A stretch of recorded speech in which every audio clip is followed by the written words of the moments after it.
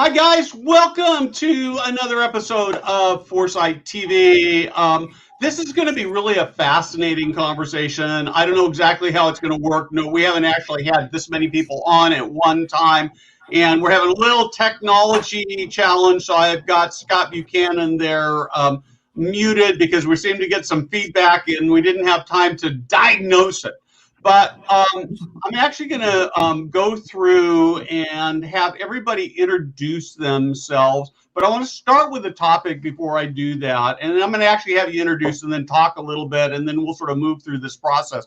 The one thing I would say is if you've got questions along the way, we'd love to see those in chat. So there's some big issues as the vaccine is rolling out. We certainly know that the vaccine is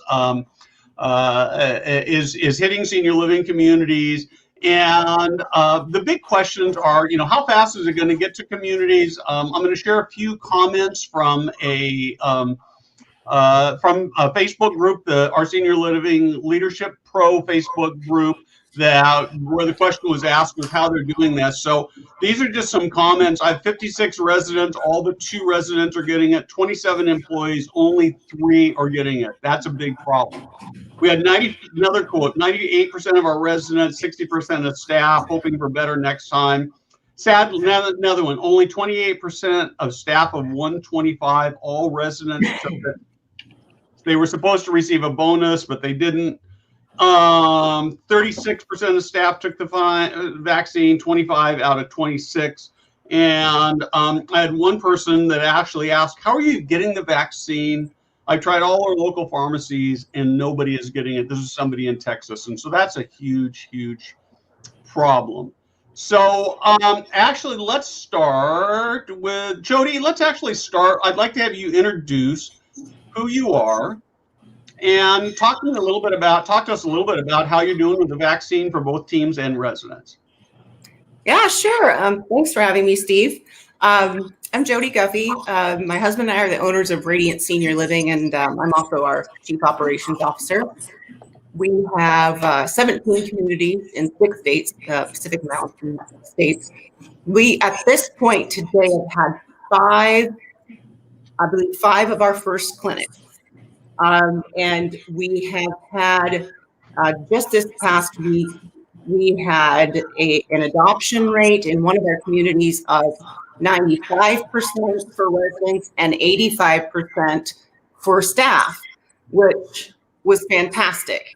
Our other 4 clinics were a little less, maybe with team participation, but it really has been a lot about how we're pushing the campaign of safety. And if you want to really put it bluntly, I don't want to be the one to have blood on my hands. If you were the one to bring, this mutating virus at this point into the community, and one more resident died, and you could have prevented it, then why didn't you? Let's have a dialogue about that. So now that our first clinics are wrapping up, we will be sending out questionnaires as to, did you get the vaccination and why? And if you didn't, then why? So that we can now take an approach of recognizing people's fear and validating them, but then shifting that fear to an educational component. So we make sure that we're validating the way people feel, but giving them the information as to what's more important, what's the truth here. So that's the approach we're taking at this point. So a couple questions for you. The first, I'm going to ask the tough one first, and Karen actually posted this up as a comment, and I actually spent a lot of time the last couple of days talking to a number of significant senior living operators. I talked to Chris Inskoff at Aegis, and he told me I could talk a little bit about them, but they're seeing very high numbers as well. My question is would you be willing to, what are your thoughts about making it mandatory as a condition of employment? Yeah. So we decided to wait through this first vaccination clinic to make sure we saw what was really happening. And the way I kind of gauged what might happen was I took the flu shot adoption rate across all of our communities by residents and staff and said, this might be an area where it's just geographically, maybe it's just an area that does not commonly adhere to these beliefs of the safety of vaccinations. I was also talking with, I think it was Lynn Katzman. They decided to mandate right out the gate. We decided to wait to see if, based on our campaign and educating our teams, that we wouldn't have to mandate it. It is definitely a conversation that we are having for sure. And I think the way it's been, I think what the biggest fear in that was that, well, then we don't have staff we can lose. So if people then terminate, what are we going to do? Because we're already all short staffed. Well, the position that this other operator took was, well, if COVID comes in to say one of my departments and it spreads to 5 people, those people are already going to be isolated and we don't have them to work on the floor anyway. So that's the position they took, is I'm going to be willing to maybe lose a few people because otherwise I know I'm going to have the scenario where COVID does come in and it's the same scenario anyway. Great. Thank you, Jodie. So I'm going to ask you to mute. Scott, I'm going to bring you on next. And I'd like to first have you introduce yourself. And let's get everybody else but you muted and make that. So Scott, tell us who you are. And okay. And I wonder if mine. Go, Scott. Okay, can you hear me okay? Okay. Scott Buchanan with the Ohio Masonic Home. We have 3 campuses around the state of Ohio, full-service campuses, Waterville, Ohio, close to Toledo, Ohio, Medina, Ohio, where Jason's from, which is a little bit of south of Cleveland, and then Springfield, Ohio, between Dayton and Columbus. All 3 CCRCs. Tony is the president of the Springfield campus, and Jason is the president of the Western Reserve campus. And we have all of our campuses have had the first round of vaccinations thus far.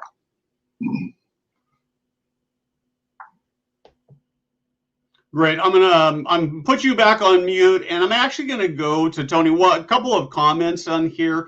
Sort of the question about whether or not it's legal to mandate the federal government has come out with a guideline saying that from their perspective, it is okay to make it a condition of employment. There may be other things with the state. So, Tony, I'm actually just sort of randomly going to go to you. And I'd like to hear how you guys are doing, how your staff adoption rate has been. One thing I'm particularly interested about is that there was a story that came out in one of the news outlet that said that Ohio was one of the states where staff adoption was unusually low. And so maybe you can specifically address that. Sure. We did have a significant amount of staff want to get the vaccine. I personally got the vaccine yesterday. Yesterday was our first clinic. We do have a large number of staff members who want to wait till the second clinic. They're just a little apprehensive, and they want to make sure that those of us get it, don't have any large reactions. You see a lot of things on the news. I'm proud to say that we gave hundreds of doses of yesterday and have had no adverse reactions reported from the residents to staff as of yet. And it's been well over 24 hours since our clinic. So I've been talking to my staff today, and a lot of those who had some trepidations about it yesterday feel a lot more comfortable now and will be signing up for the second clinic. So it was nice to be able to have that offering of 2 separate clinics, because those who were a little reserved about getting it have a little more time to see that there's no major reactions happening to their friends and coworkers, and then it's making them feel a lot better about it. We're continuing to educate about the vaccine and the importance of the vaccine with staff, with our own residents, and with families. We had a near perfect representation of the resident population in which it could take the vaccination. We do have a high population of Alzheimer's residents because we have a 60-bed dedicated Alzheimer's unit. And there were some families, that's where we had the most resistance from families, just because they weren't sure how their loved one was going to react. but even at that was well over 90% of those residents took the vaccine. So, and you took the vaccine? Yes. Great. I was on a Nick Huddle yesterday, and it was about occupancy, but I asked about vaccine. I sort of ended up hijacking it a little bit. But one of the things that was one of the things that came out was sort of this discussion about whether sort of C-suite top-level executives should have the vaccine, and there were some people in this particular group where the senior executives who were not in the buildings typically decided not to wait so that other people could have it. I'm going to confess, I think the optics are so important that I think that even if you're a C-suite person and never get out in the building, that you need to have it, because it's just too easy to say, yeah, that's just his excuse or just her excuse to do that. So one of the questions that came in, I think it's a great question, is who are you using to administer your vaccines? And I think, except for Scott, I think everybody else can be on. I think you're going to end up being kind of an observer here, Scott. Jodie, can you unmute? I'm unmuted. Okay, perfect. So who are you guys using for your vaccines? Well, we have a part ownership in Consanas Pharmacy, so they are our major pharmacy partner. But in some areas that we could not get Consanas, we've had Walgreens. Okay, perfect. How about for you, Tony and Jason? We also use Walgreens. The state of Ohio, you had to choose between CVS and Walgreens, and we chose Walgreens. Great. So, Jason, we haven't really talked to you. Tell us about your experience and tell us a little bit more about who you are in your community and those things. Yeah, our numbers are very similar to what Tony had stated. We had over half of our active staff population decide to participate in the vaccine.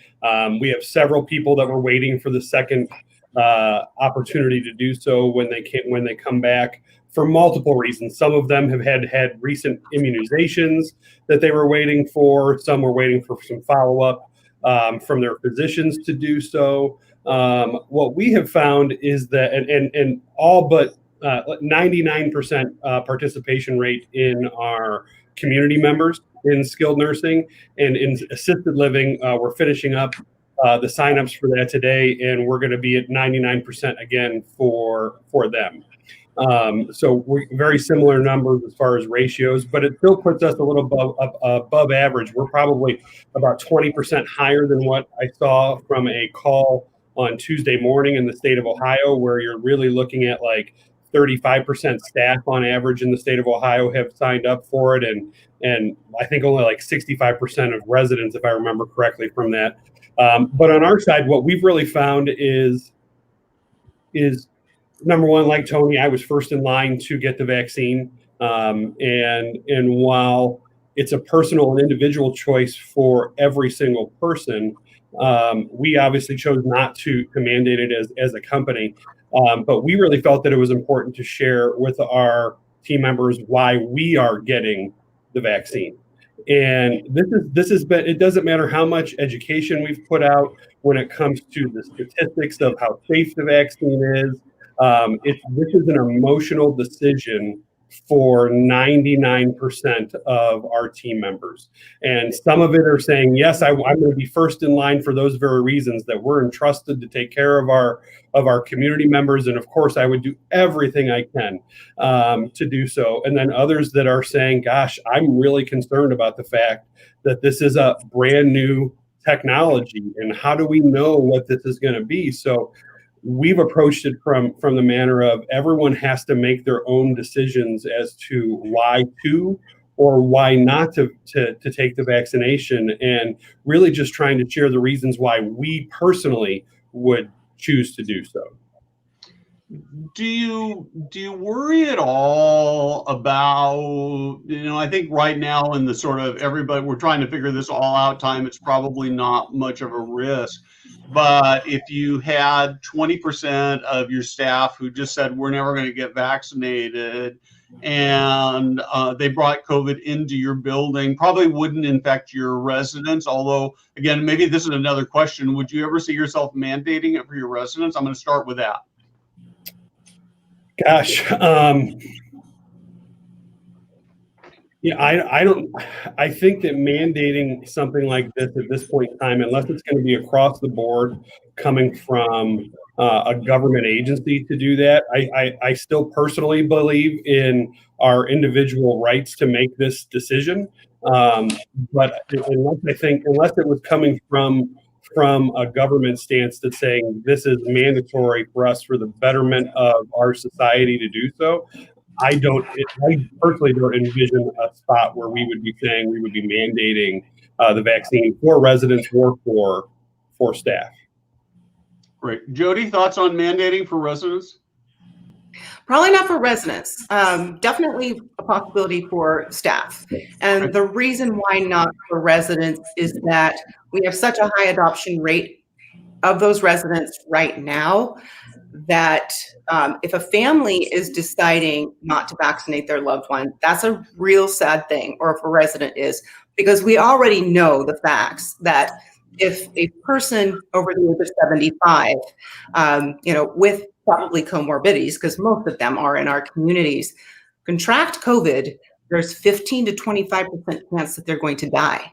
So that's a really sad decision for somebody to make. I would do my very best to educate them on that information, but probably not for residents. But I'm not really worried about it because we have such a high adoption rate from them at this point. Yeah. So I'm older than all of you guys, not all of you put together, fortunately, but all of you guys.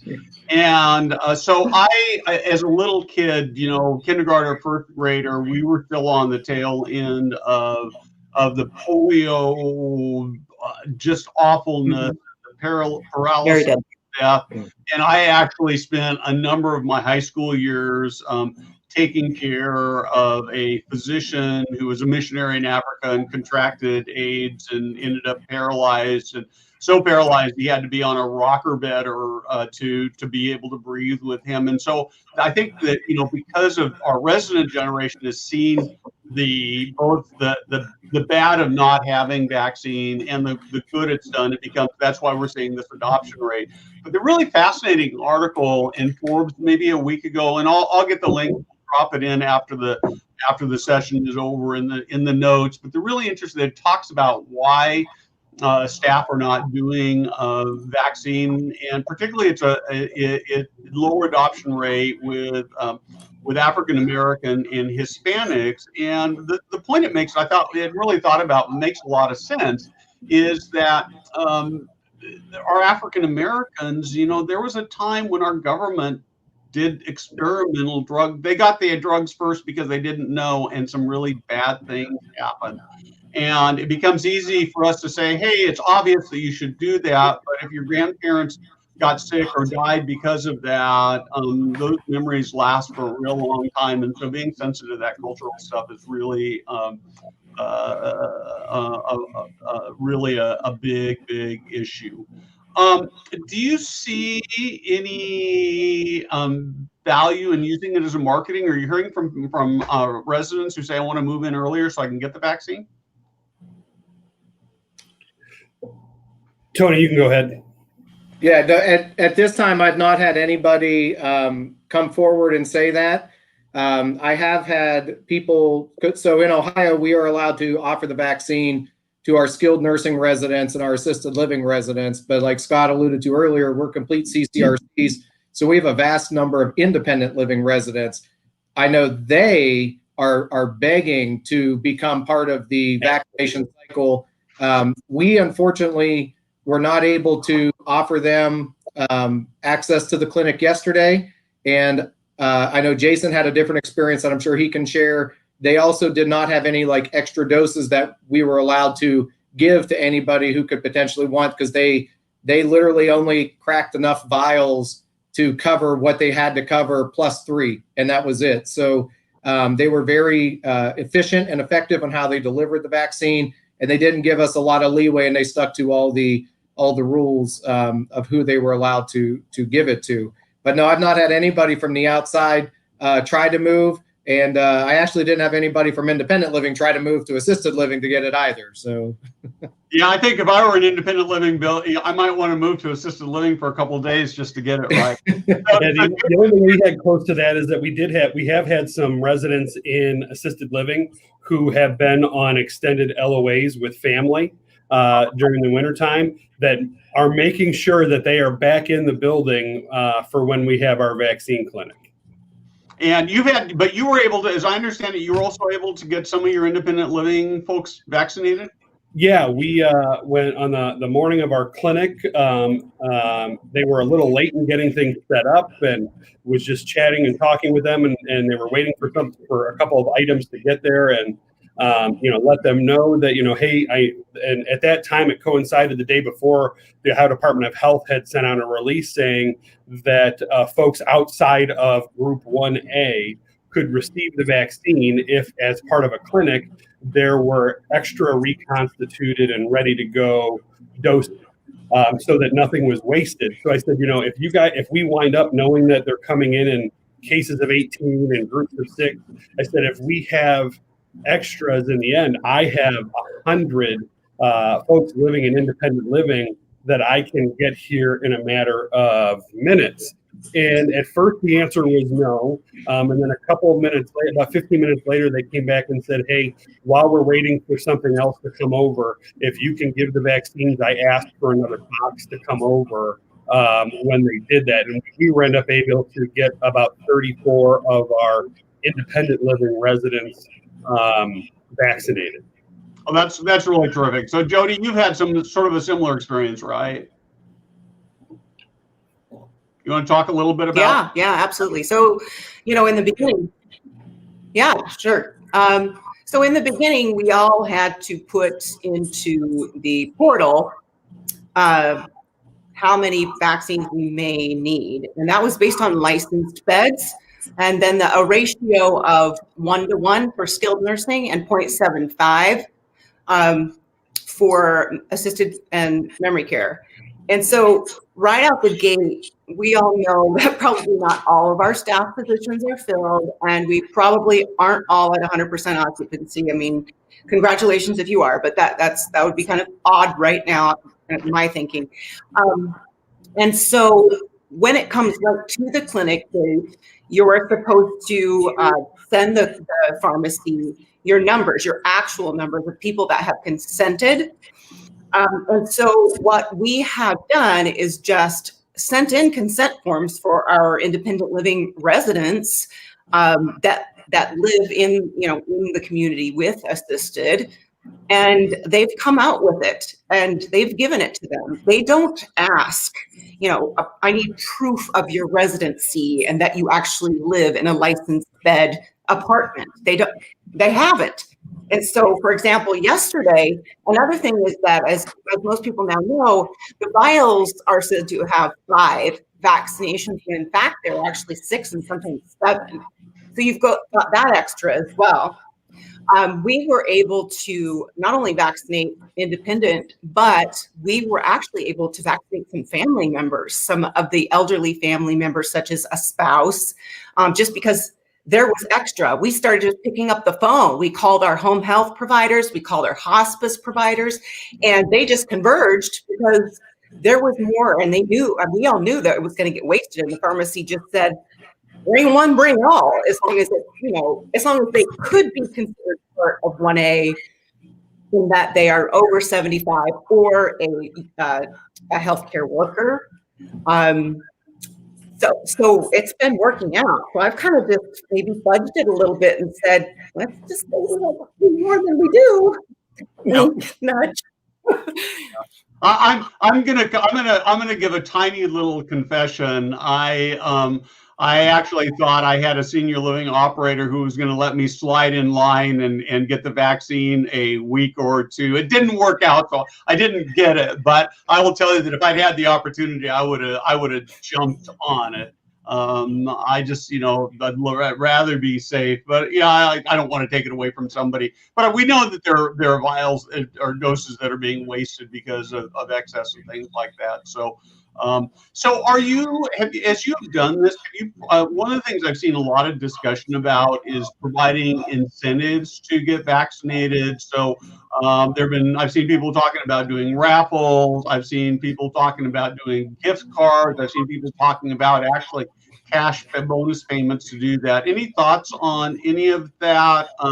Maybe we can start with, actually, Scott, let's see if we can talk to you for a minute. So maybe you can turn your mic on and let's see if Can you hear me okay? Yep. Is it working okay? Yes. We went down quite a few paths originally when everything first started to come out as far as scheduling. We looked at incentivizing, we looked at making it mandatory, and landed on not making it mandatory. One thing I'd like to plug is I think the culture of the organizations has a lot to do with it as well. I think folks stepping back and saying, well, if my leaders are going to do it, I'm going to do it as well. But we did incentivize along with this first round for folks to take it. It was a small incentive, but we did go down that path. And then to the same that everybody else is saying, and I've heard this from a lot of different leaders, let's see how we do this first clinic, and then let's reassess around the second clinic and figure out how many more we pick up. Then you can step back and say, okay, what do I do with the rest?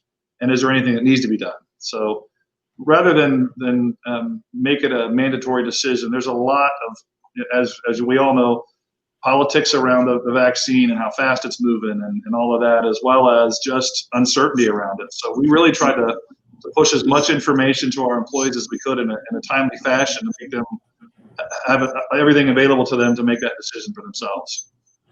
Great. Jodie, did you guys do incentives? Yeah. So, and they're not necessarily monetary at this point. We have we've gotten stickers that say, I was vaccinated for, and then they can, write somebody's name in, and they'll write in the name of, maybe a resident that they lost, and then they're kind of wearing that badge of honor, if you will, around the community. And if you don't have that badge of honor on, then why? I mean, why would we all want to keep our residents safe, but you wouldn't? So a little bit of the peer pressure thing is working, I think. But yeah, we've also done, and we'll continue to, I'll do a weekly town hall, and that will go through our HR platform, and it pushes out as a required viewing to all employees, and I'll give them updates. And we're doing like friendly competitions among the communities.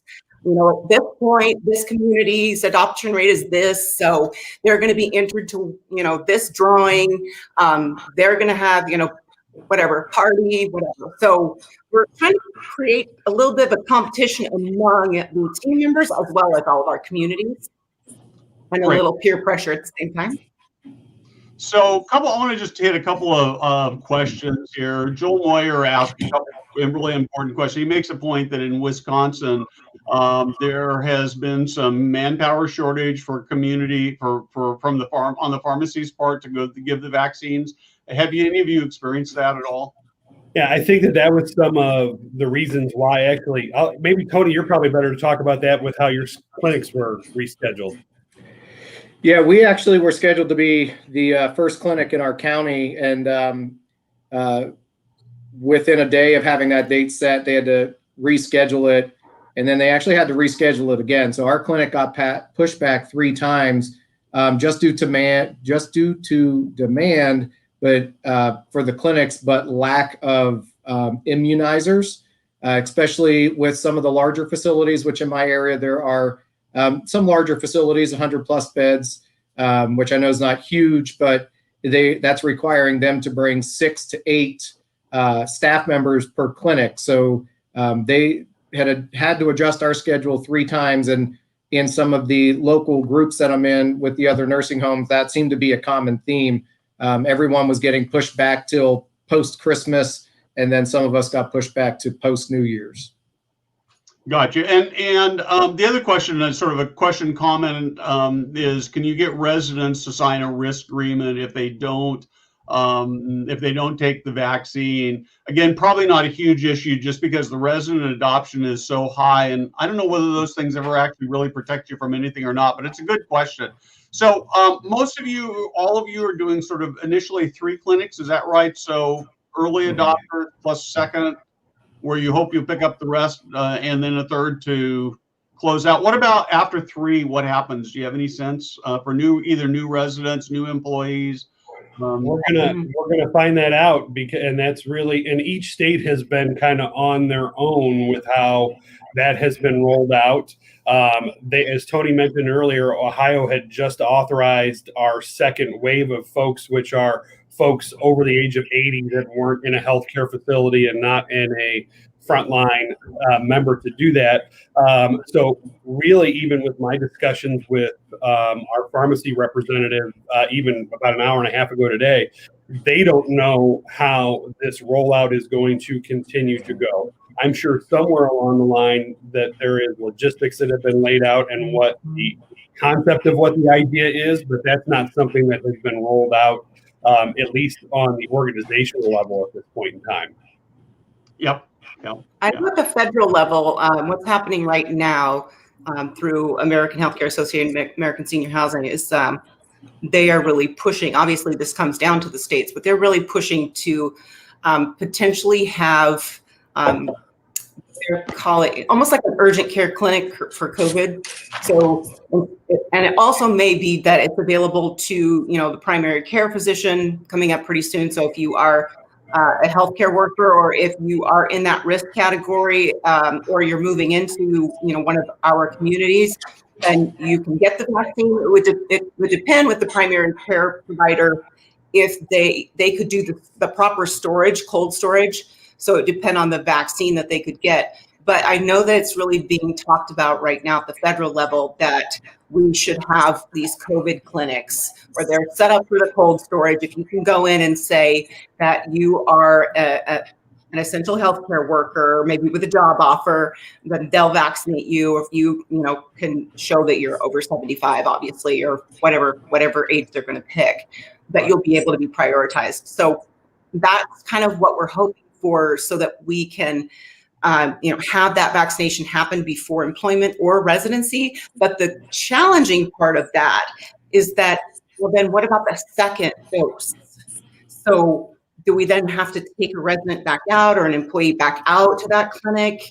Can we administer it internally? So the logistics are still being worked out, but I do know that at a federal level, that's what we're really kind of pushing for, because as we all know, the virus is already mutated, and this mutation is not necessarily more deadly at this point, but it's definitely spreading a lot quicker.